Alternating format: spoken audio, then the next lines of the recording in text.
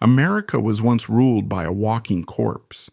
In 1919, a massive stroke left President Woodrow Wilson paralyzed and broken. His wife, Edith, refused to cede power. She locked the bedroom doors and secretly ran the government for 17 months. She was the first de facto female president and the architect of the most audacious cover-up in American history, the Zombie Presidency. Wilson possessed a brilliant, diamond-hard intellect that could not tolerate the friction of disagreement. At Princeton University, he went beyond simply debating his opponents. He demonized them. He spent years fighting a vicious petty war against a dean over the location of a graduate school building. He refused to compromise on a single brick, eventually burning down his own academic career rather than share power. This was his fatal flaw, a rigidity so brittle that when the world refused to bend to his will, he would break himself trying to force it. Beneath the austere suit and the pince-nez glasses, Wilson was physically rotting from the inside for decades. The official biographies painted him as a tireless worker, but his medical charts told a story of a vascular system under siege. In 1896, a minor stroke left his right hand numb for months. 10 years later, he woke up blind in his left eye from a retinal hemorrhage, his blood pressure screaming for relief. These were not random misfortunes. They were warning shots from a body that could no longer sustain the fire of his ambition. Wilson ignored them all. He taught himself to write with his left hand and pressed on, treating his own mortality as an inconvenience to be overruled by sheer force of will. By the summer of 1919, that will was the only thing holding him together. He had returned from Paris with the Treaty of Versailles, the document that would secure eternal peace through the League of Nations. But the United States Senate refused to sign it without changes. Where a healthy politician would have negotiated and a rational leader would have counted votes, Wilson remained blinded by his own self-righteousness and likely suffering from the early stages of dementia. The early stages of dementia brought on by silent mini-strokes. He viewed the senators not as legislators, but as heretics. He decided to bypass Washington entirely. He would take a train across the country, looking the American people in the eye, believing his oratory alone could force the Senate's hand. His doctor, Cary Grayson, begged him to stop, warning that the trip would kill him. Wilson replied that he would gladly give his life for the cause. The presidential train, the Mayflower, departed in September 1919, becoming a rolling coffin. For 22 days, the heat, the dust, and the relentless clacking of the wheels acted as a torture device on Wilson's fraying nervous system. He suffered blinding headaches that felt like a hammer striking his skull. He saw double vision, the faces of the crowds blurring into grotesque shapes. Yet, at every stop, he dragged his failing body to the rear platform to preach his gospel. The crowds cheered the performance, unaware they were watching a man actively dying in front of them. The end came in Pueblo, Colorado. Wilson stumbled through his speech, tears streaming down his face, his voice cracking with an emotion that terrified his aides. That night, inside his cabin, the dam broke. He collapsed, crying out that his head was splitting open. Dr. Grayson found him drooling, his speech slurred, the left side of his face sagging. The tour was canceled, the blinds were drawn. The train sped back to Washington, clearing the tracks of all other traffic like a funeral procession. Back at the White House, a terrifying silence settled over the residents. The president shuffled through the halls in an old sweater, looking dazed, complaining that the furniture was haunted. He was a ghost haunting his own house, waiting for the final blow. On the night of October 1st, he read a chapter from the Bible and turned out the light. The facade had cracked. By the next morning, the man himself would shatter. The morning of October 2nd, 1919, broke over Washington with a gray, suffocating dampness. Inside the executive mansion, the air was already stale, heavy with the phantom weight of the sleepless night that had preceded it. The White House staff moved through the corridors in hushed tones, aware that the master of the house was unwell, though they had no conception of the abyss that was opening beneath their feet. Woodrow Wilson had risen early, a creature of habit, even in his decay, but the man who woke that morning was not the president the world knew. He was a biological system in total collapse, a machine whose gears were grinding against each other, stripping metal, preparing to seize. At shortly after 8 o'clock, Edith Wilson was in her dressing room, preparing for another day of guarding her husband's fragile health. The plan was simple: a drive in the fresh air, perhaps a little light reading, anything to keep the stress of the Senate and the League of Nations at bay. Then she heard it.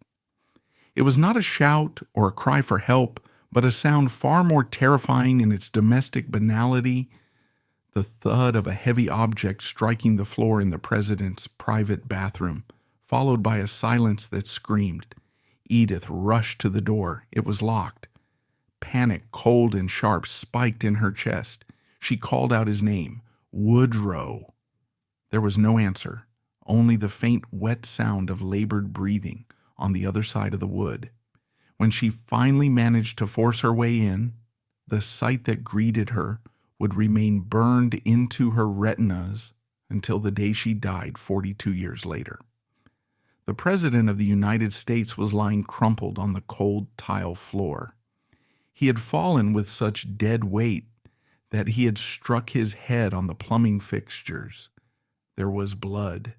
It smeared his nose and cut a jagged line across his temple, a shocking splash of red against the ghostly pallor of his skin. But the blood was the least of the horror. As Edith knelt beside him, trying to lift the man who had once commanded the armies of the free world, she saw the true extent of the devastation.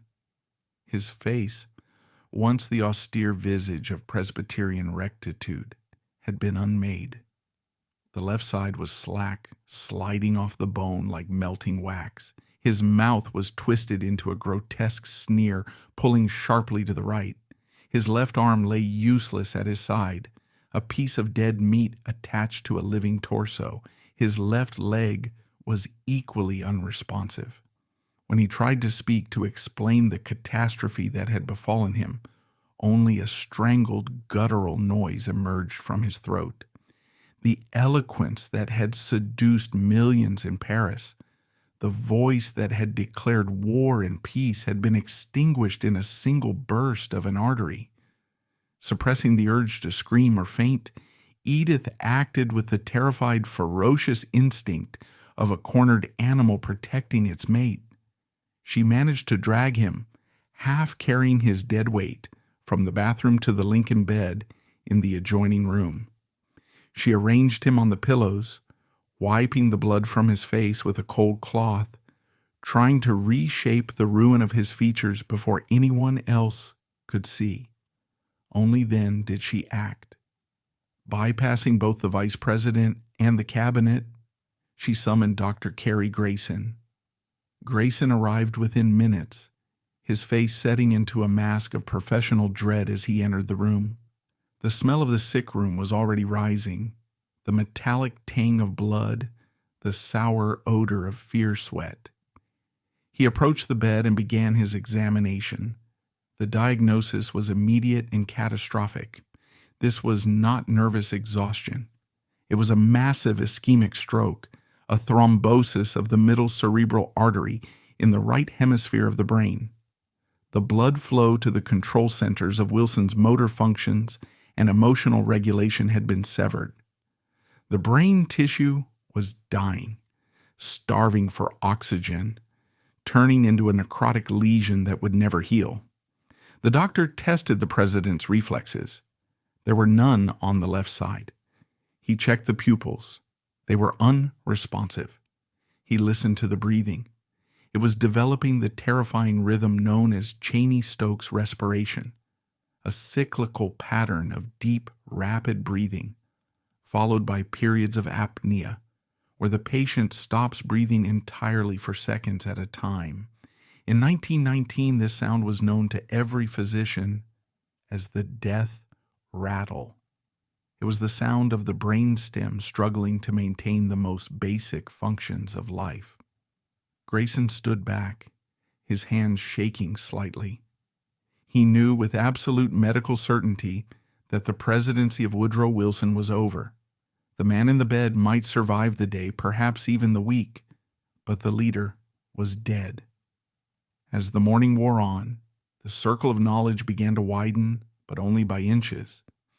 Grayson knew he needed a specialist, a second opinion to confirm the nightmare. He summoned Dr. Francis Dercum, a renowned neurologist from Philadelphia. But even in this moment of acute medical emergency, the instinct for secrecy took precedence over protocol. Dercum was not brought in through the front door with sirens and urgency. He was smuggled into the White House like a thief, entering through the servants' entrance, ushered quickly up the back stairs to avoid the prying eyes of the press corps stationed in the West Wing. Inside the bedroom, Dercum performed a spinal tap. The fluid was clear, ruling out a hemorrhage, confirming the clot. The prognosis he delivered to Edith and Grayson was brutal in its finality. The president had suffered a complete hemiplegia. Recovery was impossible. At best, he might regain some movement in his leg. At worst, he would remain a bedridden invalid, prone to emotional outbursts, confusion, and death. Dercum looked at Edith Wilson, a woman who had been First Lady for 4 years, and told her the truth. Her husband could never work again. The stress of the presidency, the mental taxation of the office, would kill him instantly if he attempted to resume his duties. This was the moment of decision. This was the hinge upon which the history of the 20th century turned.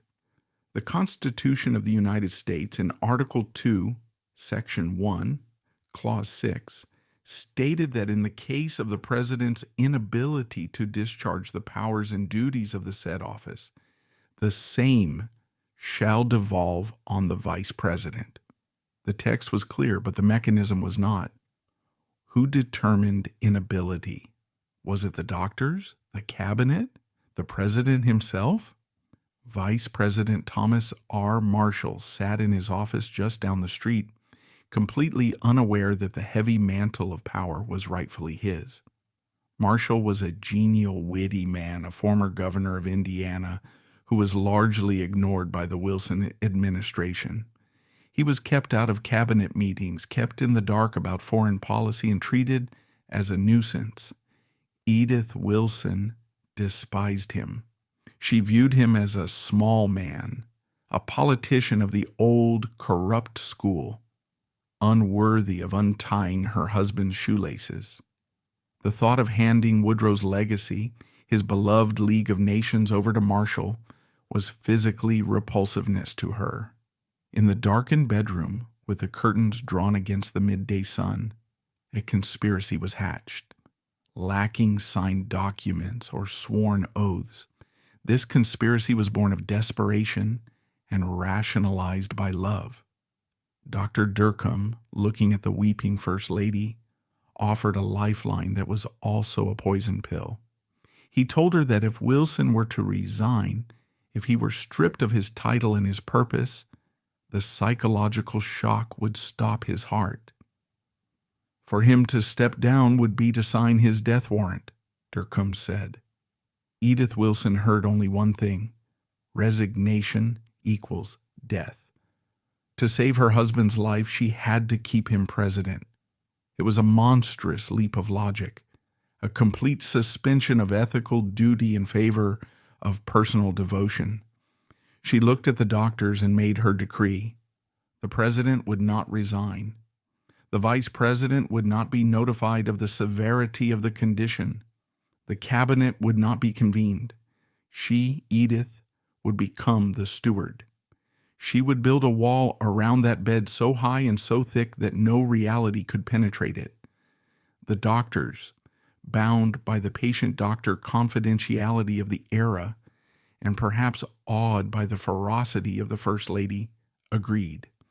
They became co-conspirators in the cover-up. They drafted the first press release of the new regime. It was a masterpiece of deception. Issued at 10 p.m. that night, it read, "The president is a very sick man. His condition is less favorable today, and he has remained in bed throughout the day. After consultation with Dr. Durkham of Philadelphia, the diagnosis is nervous exhaustion." Nervous exhaustion? The phrase was innocuous, suggesting a man who needed a long nap, not a man whose brain was dying. It was a lie that would be repeated, refined, and defended for 17 months. Downstairs, the White House was transforming into a fortress. The gates were locked. The ushers were instructed that no one, absolutely no one, was to come to the second floor without the express written permission of the First Lady. The telephone lines to the residence were disconnected or diverted. The mail, which usually flowed into the Oval Office in great sacks, was rerouted to Edith's sitting room. Secretary to the President, Joseph Tumulty, a loyal political operator who had served Wilson for years, was one of the few who sensed the true gravity of the situation. He caught Grayson in the hallway, grabbing the doctor by the lapels. "My God, Carrie," he whispered. "Is he going to die?" Grayson, pale and shaking, looked at his friend and uttered words that should have triggered the 25th Amendment instantly. "He is paralyzed. One side of his body is gone.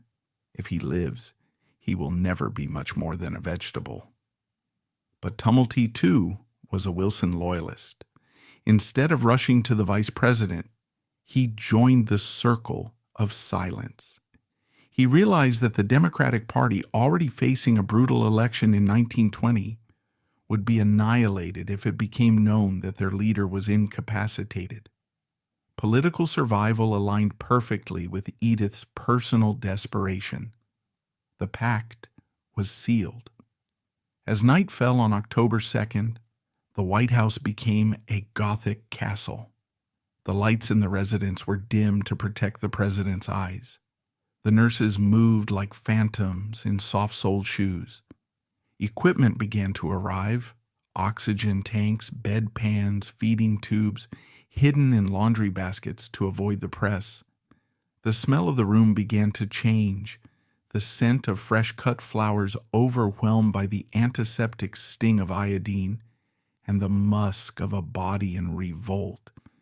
In the center of it all lay Woodrow Wilson, drifting in and out of a coma. In his delirium, he mumbled about the treaty, about the French, about the ghosts of Princeton.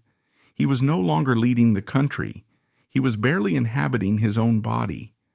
But on paper, he was still the most powerful man on earth.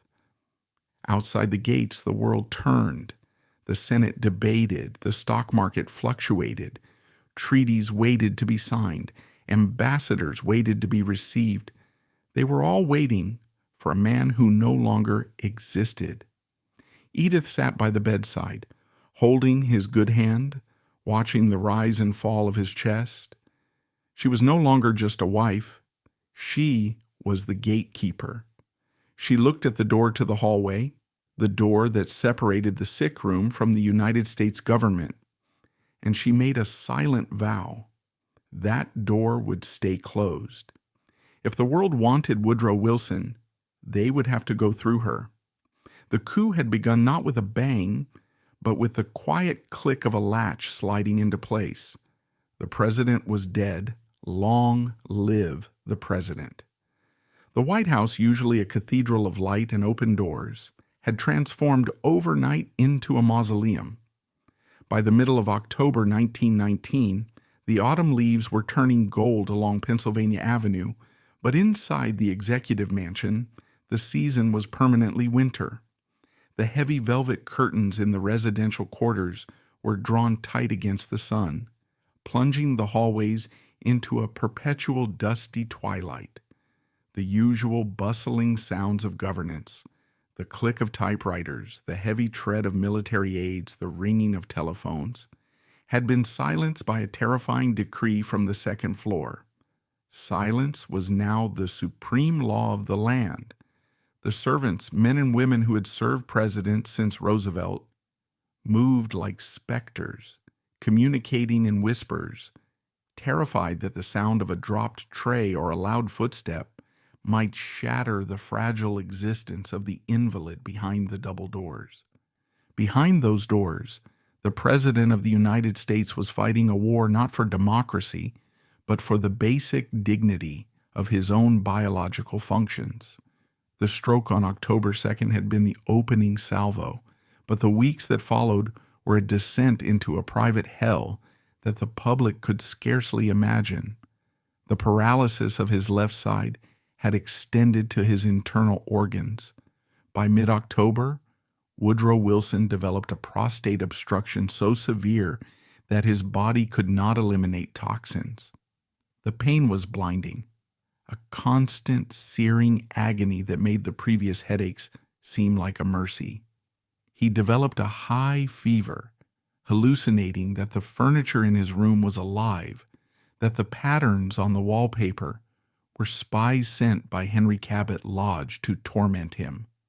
The smell in the room became thick and oppressive, a suffocating cocktail of stale sweat, the chemical sting of antiseptics, the metallic odor of blood from the frequent catheterizations, and the undeniable scent of mortal decay.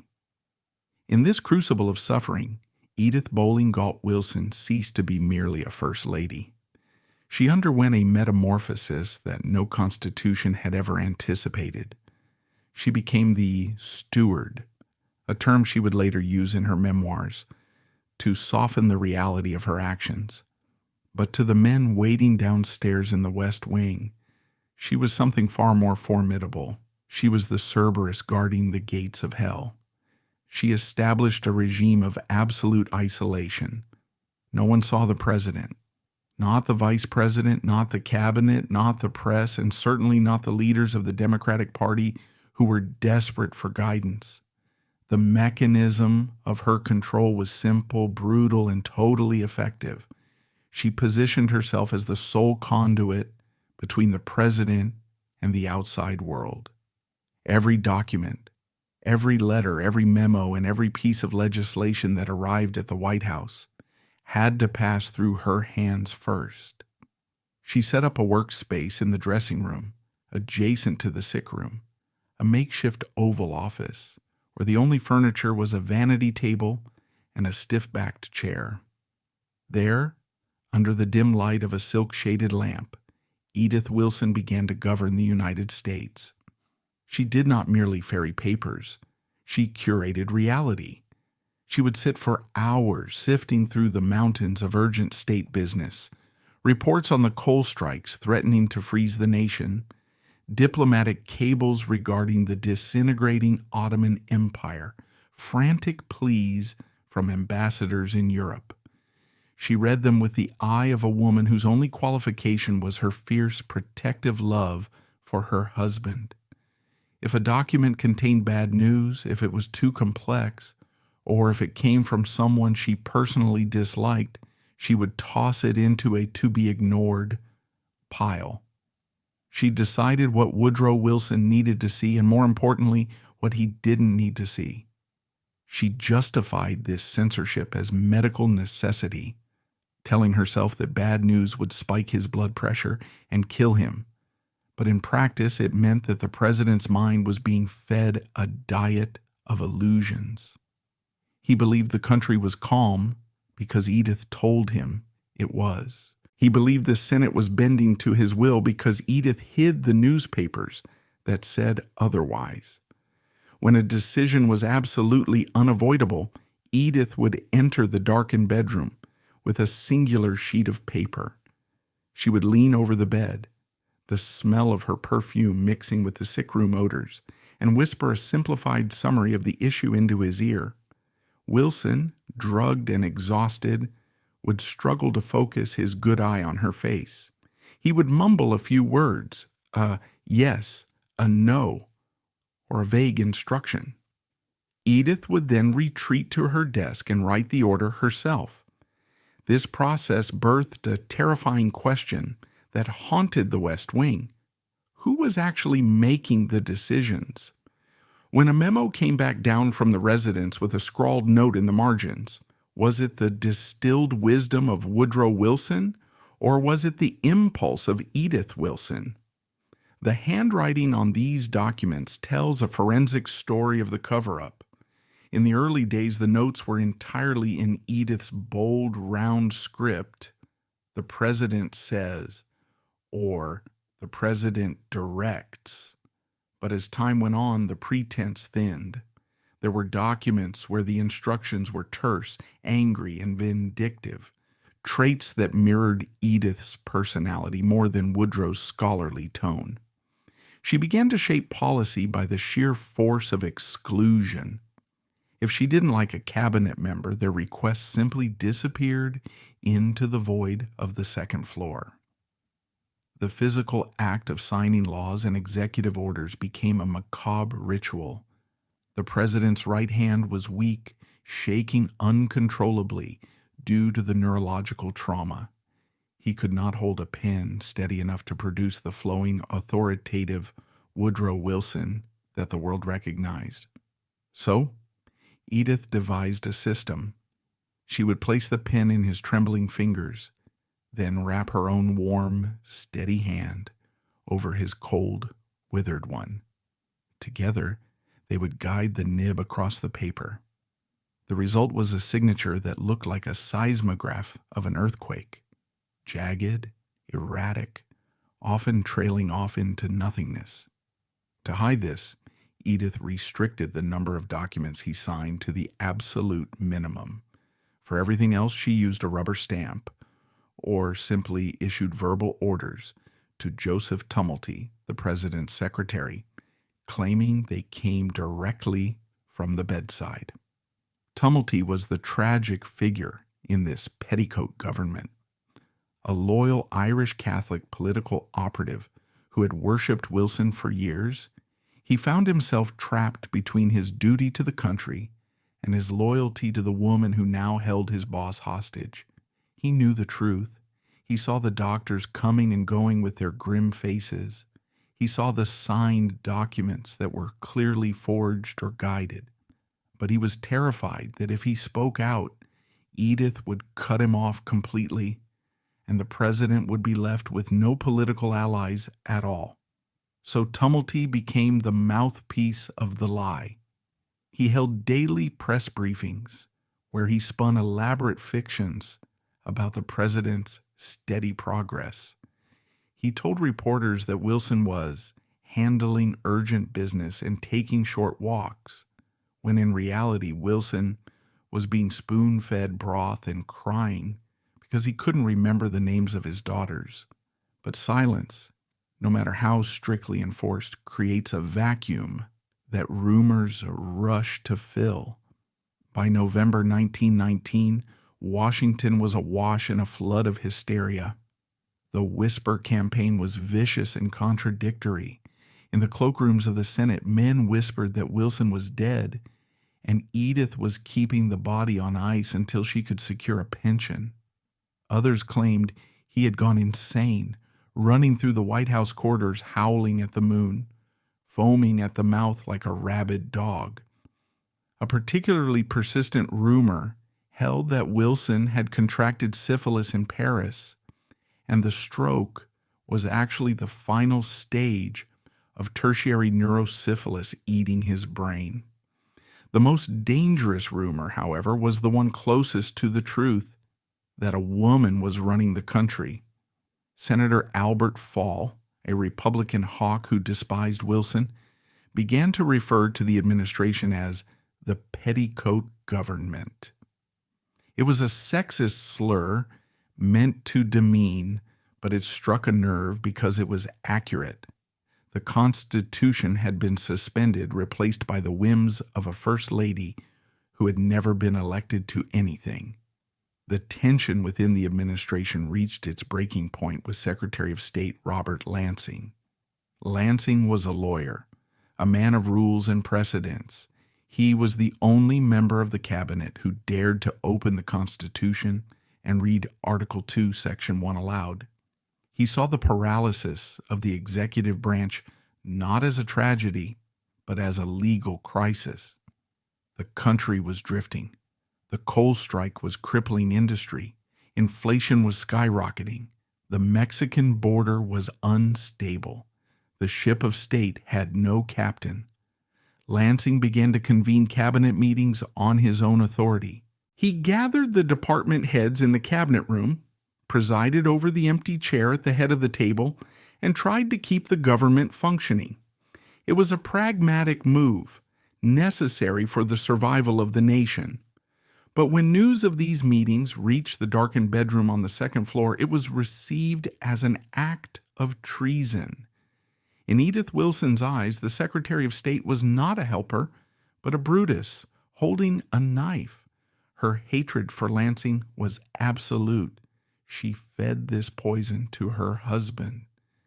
In the quiet moments when Wilson was lucid, she would whisper to him that Lansing was plotting a coup, that he was trying to steal the presidency, that he was a traitor to the ideals of the League of Nations.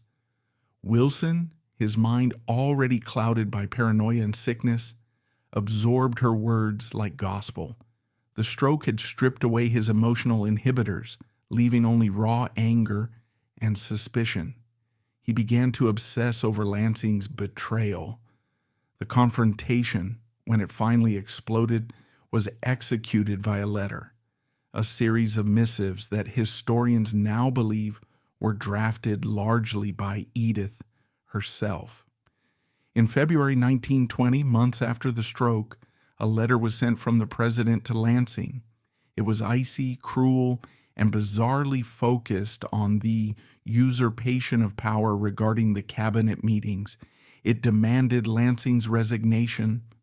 The Secretary of State, stunned by the pettiness and the irrationality of the attack, had no choice but to comply. When the news broke, Washington was aghast. The president, who supposedly was too sick to see visitors, had suddenly summoned the energy to fire his most important minister for the crime of trying to keep the government running? It didn't make sense. It was the lash of a tyrant, or the panicked swipe of a protector removing a threat. Edith had won. She had decapitated the only rival who could have invoked the 25th Amendment, had it existed, or forced a resignation. With Lansing gone, the cabinet fell into line, terrified of the invisible queen upstairs. While Edith was purging the cabinet, she also had to manage the theater of diplomacy. The world did not stop just because Woodrow Wilson had fallen. In November 1919, the Prince of Wales, the future King Edward VIII, arrived in Washington for a state visit. It was a visit that could not be canceled without causing an international incident. Edith knew this was the ultimate test of her stagecraft. She had to present her husband to the heir of the British throne without revealing that he was a broken shell. The scene she orchestrated was a masterpiece of Gothic horror. She arranged the meeting in the president's bedroom, claiming that he was resting. She staged the meeting with calculated precision, using heavy shadows to hide the paralyzed side of his face. Wilson appeared as a silhouette, a gray ghost greeting the vibrant young prince. She propped him up in bed with a mountain of pillows, covering his paralyzed arm with a shawl, dressing him in a smoking jacket that swallowed his shrunken frame. When the young, vibrant prince entered the room, he brought with him the energy of a new generation. Handsome, charming, alive. The contrast with the man in the bed was heartbreaking. Wilson was a gray ghost, his skin the color of old parchment, his voice a reedy whisper. The prince, coached by the British ambassador to be brief, stayed only a few minutes. He made polite conversation, praising Wilson's vision. Wilson managed to nod and mutter a few pleasantries. Edith stood guard the entire time, hovering like a hawk, ready to intervene if her husband began to drool or speak nonsense. The moment the prince left, Wilson collapsed back into the pillows, exhausted by the effort of existing for 10 minutes. The prince later told his aides that he had been shocked by the president's appearance, describing him as a shattered man. But publicly, the British maintained the diplomatic fiction. The show had gone on. Edith had successfully paraded the corpse of the presidency and convinced the world it was still alive, but the greatest tragedy of the petticoat government was not the firing of Lansing or the deception of the prince. It was the death of the Treaty of Versailles. This was the issue that had broken Wilson's health, and now it was the issue that would seal his tragic legacy. The Senate was gridlocked. The Republicans, led by Lodge, were willing to ratify the treaty if Wilson accepted reservations, amendments that would limit American obligations to the League of Nations. It was a compromise, yes, but it would have brought the United States into the League. It would have validated Wilson's life's work. Senator Gilbert Hitchcock, the Democratic minority leader, was desperate. He came to the White House repeatedly, begging to see the president, begging for permission to compromise. "We can get the treaty passed," he told Tumulty, "if he just gives us an inch." But Hitchcock never got to see the president. He only got to see Edith, and Edith was not interested in compromise. She was interested in vindication. She carried the senator's pleas into the sick room, but she filtered them through her own resentment. She told Wilson that the Republicans were trying to humiliate him, that compromising now would be a surrender to the men who had caused his stroke. She fed his martyrdom. Wilson, lying in the dark, his mind rigid and inflamed, growled his response, "Let the Lodge reservations go to hell." He would rather have no treaty than a compromised one. He dictated a letter to the Democrats in the Senate, "Vote down the reservations." It was a suicide pact.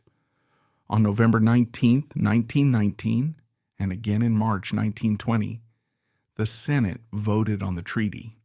Following Wilson's orders that were enforced and delivered by Edith, the Democrats joined the irreconcilable Republicans to vote against the compromise version. The treaty failed. The United States would never join the League of Nations. In a cruel twist of irony, Edith Wilson, believing she was protecting her husband's legacy, inadvertently destroyed it. A healthy Woodrow Wilson might have had the political acumen to cut a deal. A resigned Woodrow Wilson would have been replaced by Marshall, who would have certainly compromised. But the Woodrow Wilson trapped in the amber of Edith's protection, isolated, angry, and unheard, was incapable of saving his own creation. Edith had preserved the man, but she had killed his dream. By the spring of 1920, the charade was fraying at the edges. The press was becoming more aggressive. The Republicans were sensing blood in the water. The physical toll on Edith was immense. She had aged 10 years and 6 months, her face lined with the stress of the double burden she carried. She was the nurse to a dying man and the president of a dying administration. She had kept the door locked for half a year, but the wolves were scratching at the wood. The Senate had had enough of the rumors. They were preparing to invoke their constitutional right to inspect the executive branch. They were forming a delegation. They were coming to see the president, and this time they would not be turned away by a polite usher or a lying doctor. Edith Wilson knew the visit was inevitable. She looked at her husband, who was having a good day, meaning he could sit in a wheelchair and refrain from weeping for an hour. And she began to plan her greatest performance yet. She would not just hide the truth. She would stage a resurrection. If the Senate wanted to see the president, she would show them one, even if she had to use smoke and mirrors to do it. The petticoat government was about to face its final, most dangerous audit. By December 1919, the rumors swirling around the White House had curdled into a poisonous fog that choked the Capitol. The whisper campaign was no longer confined to the cloakrooms of the Capitol or the salons of Georgetown. It was being shouted in newsprint and debated in taverns across the nation. The American people knew something was fundamentally wrong. They felt the absence of leadership, like a phantom limb, a sensation of presence where there was only void. The president had not been seen in public for 2 months. No photographs had been released. No cabinet meetings had been chaired. The government was operating on inertia, a headless leviathan drifting through dangerous waters. And in the Senate, the patience of the Republican opposition had finally snapped. The catalyst for the final confrontation was a crisis on the Mexican border, a kidnapping of an American consul that required decisive executive action. It was the kind of foreign policy emergency that demanded a president who could read intelligence reports, convene the military brass, and issue clear orders. Instead, the response from the White House was a confused silence, followed by a series of disjointed, contradictory statements issued by the petticoat government. Senator Albert Fall, a man who combined the cunning of a desert coyote with the moral flexibility of a hired gun, saw his opening. Fall was a fierce isolationist, a bitter enemy of the League of Nations, and a man who personally loathed Woodrow Wilson. He convinced the Senate Foreign Relations Committee to appoint a special delegation to visit the White House. Their mandate was ostensibly to discuss the Mexican crisis. Their true mission, however, was far more visceral. They were a smelling committee. They were going to the executive mansion to sniff out the decay. They intended to look the president in the eye, ask him a question that wasn't scripted by his wife, and determine if he was mad, dead, or comatose. If they found proof of incapacitation, they would force the vice president to seize power before the sun set. Edith Wilson received the request for the meeting like a declaration of war. She knew exactly who Albert Fall was. She knew that he would not be satisfied with a polite refusal or a note from Dr. Grayson. If she denied him entry, Fall would go to the press and declare that the president was being held prisoner. The constitutional crisis she had spent 60 days holding back would crash down upon them instantly. She had no choice. She had to let the wolf into the sheepfold. But if she had to let him in, she would dictate the terms of the engagement. She would transform the sick room into a stage, and she would direct the performance of a lifetime. The preparations for the visit, scheduled for the afternoon of December 5th, 1919, were meticulous and chillingly theatrical. Edith and Dr. Grayson approached the problem not as medical professionals trying to comfort a patient, but as set designers preparing a haunted house. The first challenge was the lighting. The harsh winter sun streaming through the tall windows of the south facade would be unforgiving. It would reveal the grayness of Wilson's skin, the sunken hollows of his cheeks, and the terrifying vacancy that sometimes clouded his eyes. So, Edith ordered the heavy velvet curtains drawn tight. She extinguished the overhead electric chandeliers. In their place, she arranged a series of small, oil-shaded lamps. She placed the primary lamp on a table behind the headboard of the Lincoln bed. This was a master stroke of stagecraft. By backlighting the president, she threw his face into shadow. Any visitor standing at the foot of the bed would see the silhouette of Woodrow Wilson, the familiar profile of the scholar president. but would be unable to see the drool at the corner of his mouth or the lack of focus in his pupils. Next came the physical arrangement of the actor himself. Wilson was paralyzed on his left side. His left arm was a dead weight, often curling inward in a spastic contraction that was disturbing to witness. Edith propped him up against a mountain of pillows, forcing his torso into an upright posture that mimicked alertness. She took his useless left arm and tucked it underneath the blankets, pulling the sheets up high to his chest so that only his head and his right arm were visible. To the casual observer, he would look like a man resting comfortably, not a man whose body had been cleaved in half by a stroke. On the bedside table, within easy reach of his good right hand, she placed a copy of the report on the Mexican crisis. It was a prop intended to signal that he had been working, that he was engaged, that he was still the commander-in-chief. But the physical disguise was the easy part. The psychological preparation was the gamble. Wilson's mind was a landscape of fog and jagged peaks. There were hours when he was lucid, sharp, and capable of biting wit. And there were hours when he wept uncontrollably because he couldn't find a handkerchief. Edith spent the morning coaching him, rehearsing the lines, feeding him energy and resentment. She told him fall was coming to destroy him. She stoked the embers of his old hatred, hoping that anger would serve as a substitute for vitality. Dr. Grayson stood by with emergency stimulants, ready to inject the president if he began to fade. They were winding up the mainspring of a broken clock, praying it would tick for just 20 minutes. At 3 o'clock in the afternoon, Senator Albert Fall and Senator Gilbert Hitchcock arrived at the North Portico. Hitchcock was a Democrat, a sympathetic figure who was there mostly to ensure Fall didn't strangle the president, but Fall was the predator. As they walked through the grand foyer, the silence of the house struck them immediately. The usual bustle of messengers and aides was gone. The White House felt abandoned, a ship drifting at sea with a dead crew. They were led upstairs by a nervous usher, their footsteps echoing on the marble, up to the second-floor residential wing.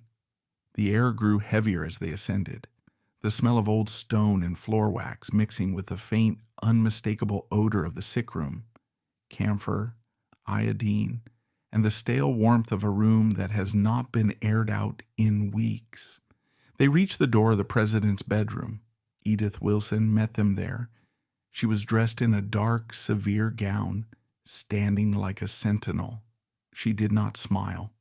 She ushered them in, her eyes locking onto Fall's with a look of pure, distilled loathing. The senator stepped into the gloom. It took a moment for their eyes to adjust to the darkness.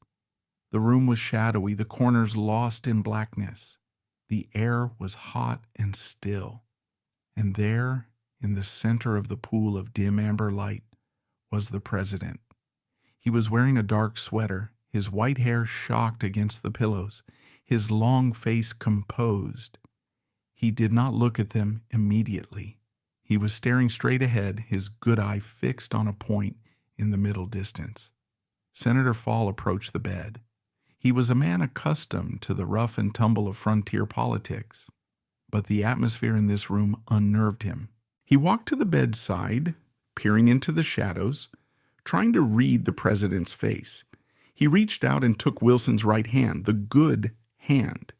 He shook it perhaps a little too vigorously, testing the grip strength. "Mr. President," Fall said, his voice dripping with an exaggerated, oily solicitude that filled the quiet room. "We have all been praying for you." It was a trap, a statement designed to elicit a weak, grateful response, a confirmation of his frailty. The silence that followed stretched for a heartbeat, 2 heartbeats. Edith held her breath, her hand gripping the back of a chair until her knuckles turned white. Had he understood? Was he drifting? Then the corpse on the bed moved. Wilson's head snapped toward Fall. His good eye narrowed, sharpening into a point of blue steel. The old Presbyterian schoolmaster, the man who had crushed his enemies at Princeton, surged up through the layers of trauma. His voice was weak, raspy, but the diction was precise, cutting through the darkness like a razor blade. "Which way, Senator?" The retort hung in the air, brilliant and devastating. "Which way have you been praying? For my recovery or for my death?"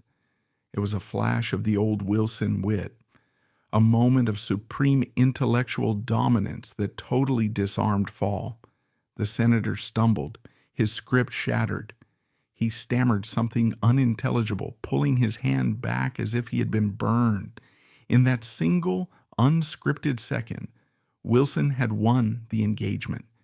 He had proven that whatever was happening to his body, the spark of his soul, his capacity for contempt, was still intact. Edith exhaled. The gamble had paid off. But the danger wasn't over. Fall, recovering his composure, moved to the business at hand. He began to question the president about the Mexican crisis. He asked about the specific details of the consular kidnapping, about the diplomatic cables, about the proposed military response. He was probing for cognitive failure, looking for memory lapses, waiting for the president to ask Edith for the answer. Wilson did not falter. He pointed to the report on the bedside table, the prop Edith had placed there. "I have the papers here, Senator," he wheezed. "I am fully abreast yet of the situation." He spoke slowly, measuring each word to avoid slurring, but the content was coherent.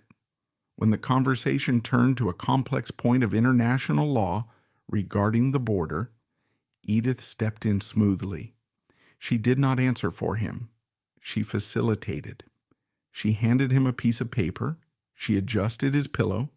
She bridged the gaps in his speech with her own polished commentary, creating the illusion of a partnership rather than a regency. To Fall and Hitchcock, watching in the dim light, it appeared that the president was weak, yes, but mentally sound. They could not see the trembling of his hand under the sheet. They could not see the sweat beading on his forehead as the effort of concentration drained his battery. The meeting lasted 40 minutes. It was an eternity. By the end, Wilson was visibly graying, his head sinking lower into the pillows. Dr. Grayson, standing in the shadows like a grim reaper, signaled that the time was up. Fall and Hitchcock rose to leave. As they walked to the door, Fall turned back for one last look. The president was still watching him, his eyes burning in the gloom. The smelling committee had smelled nothing but the faint scent of medicine. They had found no drooling madman, no vegetable. They had found a wounded lion who could still bite. The senators walked out of the White House and into the waiting throng of reporters. The press demanded to know the truth. Was the president incapacitated? Was the government leaderless? Albert Fall, the man who had come to bury Caesar, found himself forced to praise him. "The president is perfectly capable of handling the situation," Fall declared to the New York Times. "His mind is clear and he is in command." It was the lie that sealed the fate of the nation. The macabre theater had been a runaway success. Edith Wilson had pulled off the greatest magic trick in political history. She had convinced the Senate that a man who could barely control his own bowels was fit to command the executive branch. The threat of the 25th Amendment, or its 1919 equivalent, vanished. The pressure to resign evaporated. The petticoat government was secure. But this victory was a Pyrrhic one, bought at a terrible price. By keeping Wilson in office, Edith ensured that the paralysis of the government would continue. The victory over Fall meant that Wilson remained the absolute authority on the Treaty of Versailles, and in his isolated, embittered state, Wilson was incapable of compromise. In the months that followed the Senate visit, the tragedy played out to its grim conclusion. The Treaty of Versailles came up for a final vote in March 1920. The mood in the Senate had shifted. There was a desperate desire to get it done, to pass the treaty with the Lodge reservations and move on. All Wilson had to do was send a signal, a nod, a wink, a single sentence saying, "Accept the reservations." If he had been healthy, if he had been engaging with his cabinet, he might have seen the necessity. But he was not healthy. He was locked in the bedroom, with only Edith and his grudges for company. When the final request for compromise arrived, Wilson, buoyed by his triumph over Fall, felt invincible in his obstinacy. He dictated a letter that was pure poison. He ordered the Democratic senators to vote against the treaty if it contained a single reservation. He demanded all or nothing. On March 19, 1920, the Senate voted. The treaty received a majority, but not the two-thirds required for ratification. It failed because loyal Democrats, following the orders of a dying man, voted against it. The United States officially rejected the League of Nations. The grand vision of a world united against war died on the floor of the Senate, killed not by the isolationists, but by the pride of its creator. The irony was suffocating. Edith Wilson had saved the president, but in doing so, she had doomed his presidency.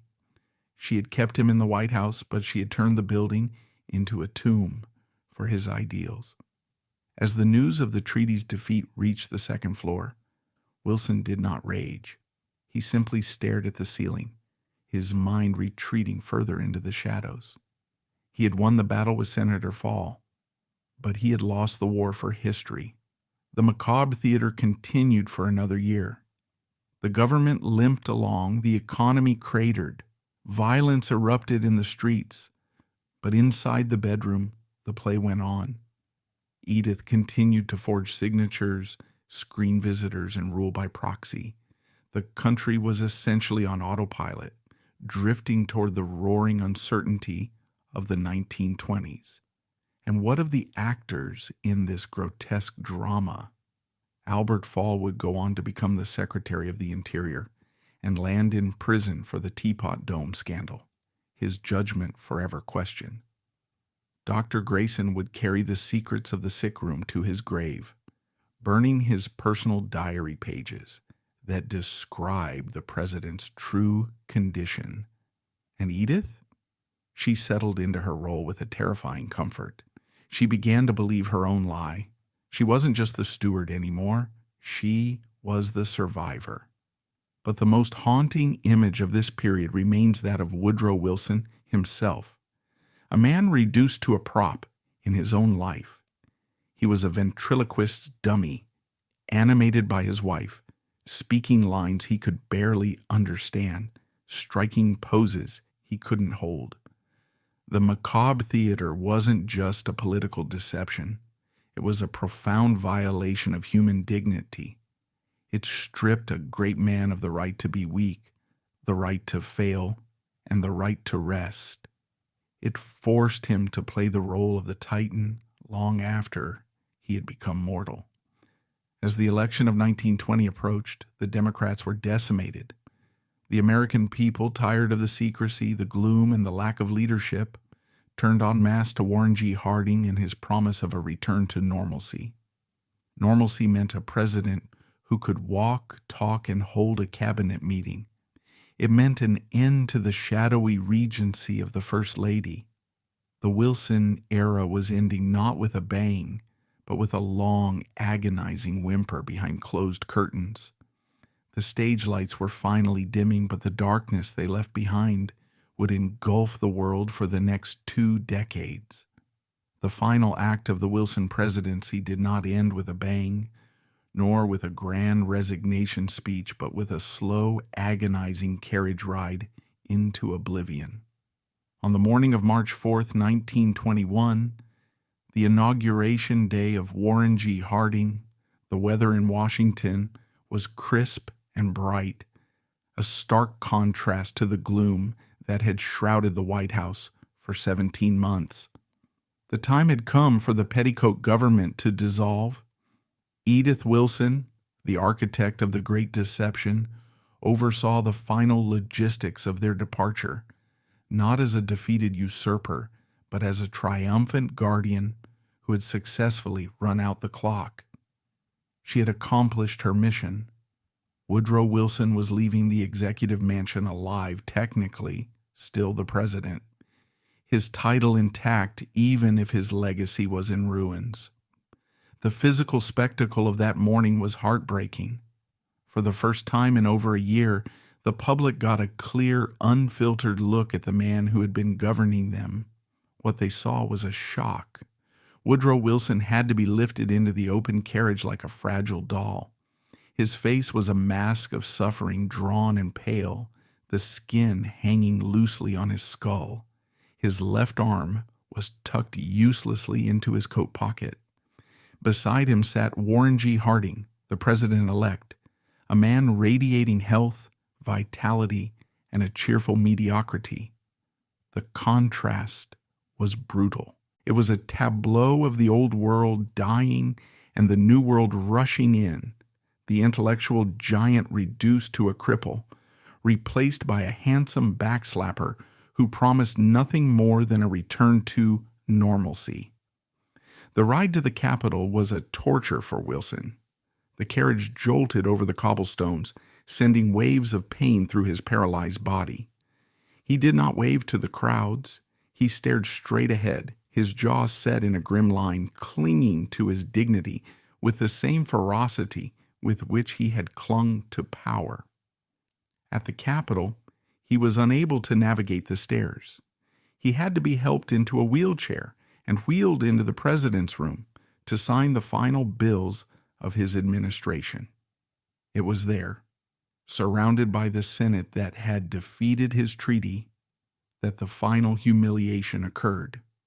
Senator Henry Cabot Lodge, his arch nemesis, the man who had destroyed the League of Nations, entered the room to inform the president that the Senate had completed its business. "Mr. President," Lodge said, his voice clipped and formal, "the Senate has no further business to transact with you." Wilson looked up from his wheelchair. His eyes, once so piercing, were now clouded with pain and hatred. "I have no further business with the Senate," he snapped. It was a lie. He had unfinished business with history, but history had already moved on. He did not stay for Harding's swearing in. He was wheeled out the back door, lifted into a private automobile, and driven away to a townhouse on S Street in northwest Washington, D.C. The curtain had fallen on the Wilson era, but the long shadow of what had happened in the White House bedroom was only just beginning to stretch across the century. The house on S Street became a living mausoleum. For the next 3 years, Woodrow Wilson lived there as a ghost in his own life. The Roaring Twenties exploded outside his window. Jazz, flappers, speakeasies, a culture of excess and rebellion that mocked the austere Presbyterian morality he represented. But inside the house, time stood still. Edith Wilson recreated the hermetically sealed environment of the White House sick room. She remained the gatekeeper, deciding who could see him, read to him, or speak to him. She curated his existence, shielding him from the harsh reality that the world was forgetting him. Wilson spent his days in a library filled with books he could no longer read comfortably and letters he could no longer write. He would sit by the window, watching the traffic pass on Massachusetts Avenue, a silent observer of the democracy he had once led.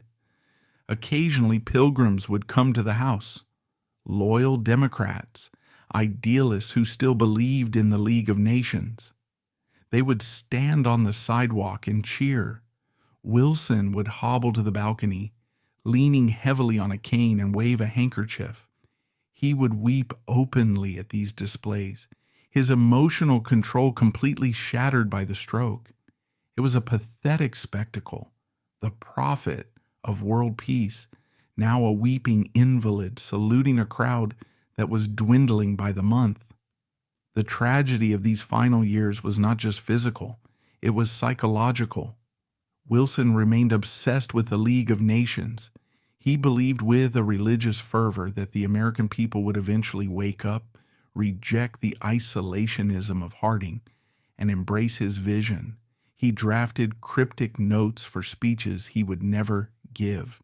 He plotted political comebacks that were delusions of a damaged brain. And Edith fed these delusions. She told him he was right. She told him the country was turning back to him. She protected him from the truth that the League was functioning in Geneva without the United States, a toothless tiger that could bark but not bite. The end came on February 3rd, 1924.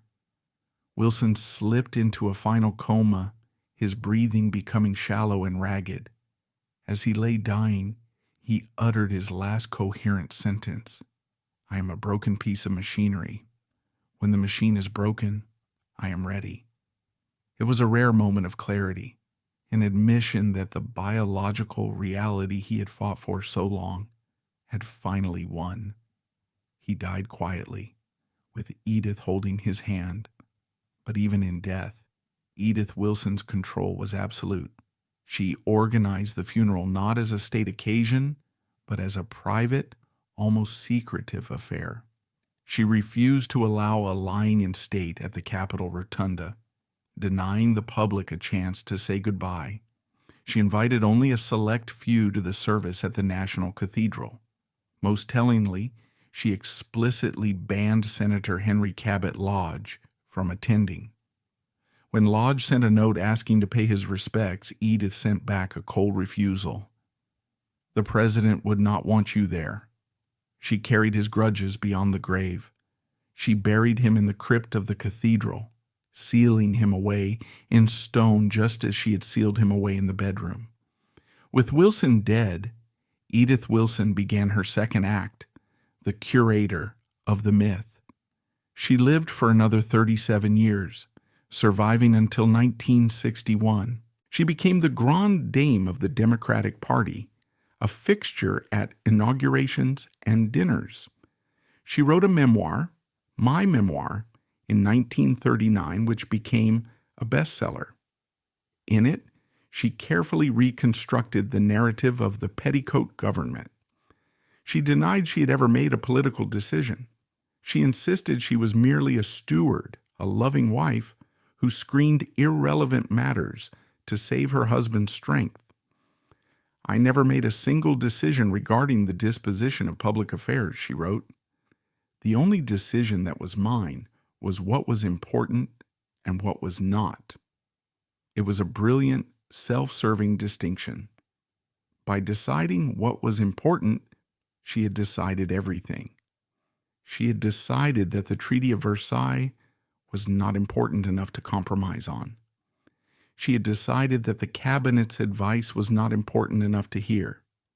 She whitewashed the history of the cover-up, painting a portrait of heroic devotion rather than constitutional subversion. And for decades, the world believed her. She was treated with reverence, the widow of S Street, the keeper of the flame. She died in 1961, passing away just months after attending the inauguration of John F. Kennedy, spanning the era from the horse and buggy to the nuclear age.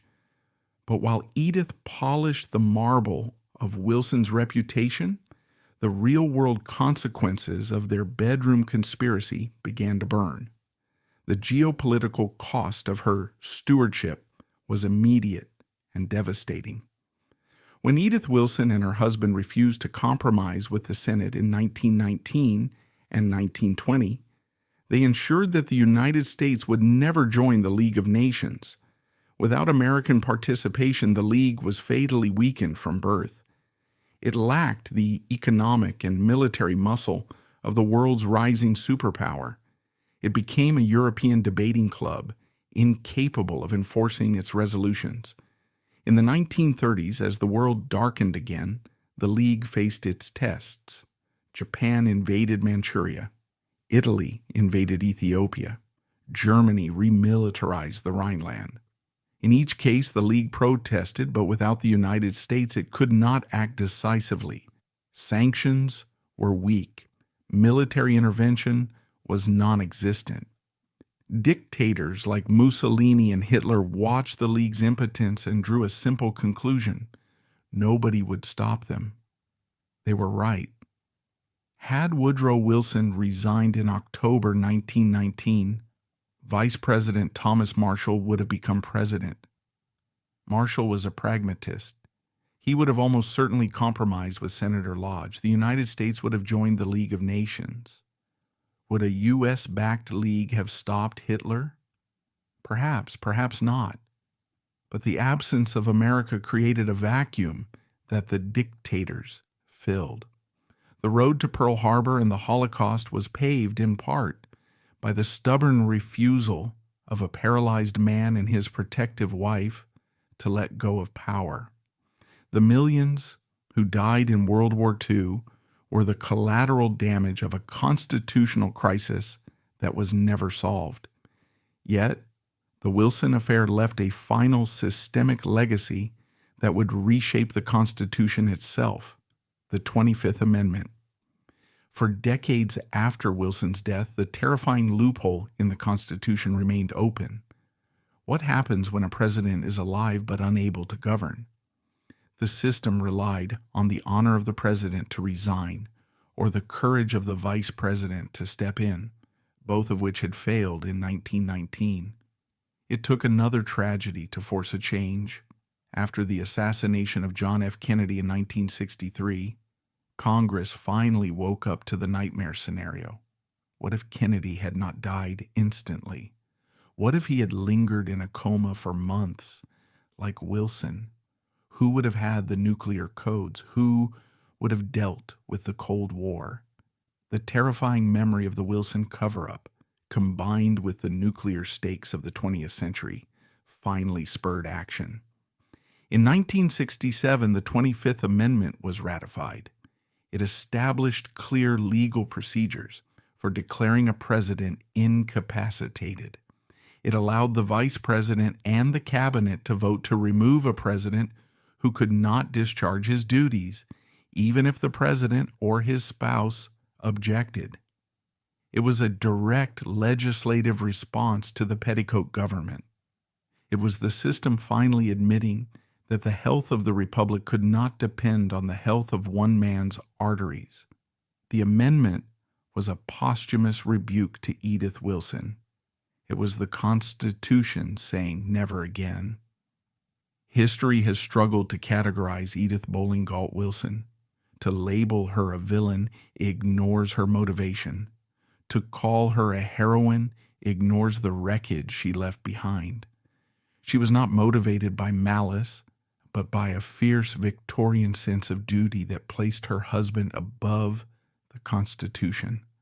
By placing her husband above the Constitution, she betrayed the very democracy he claimed to champion.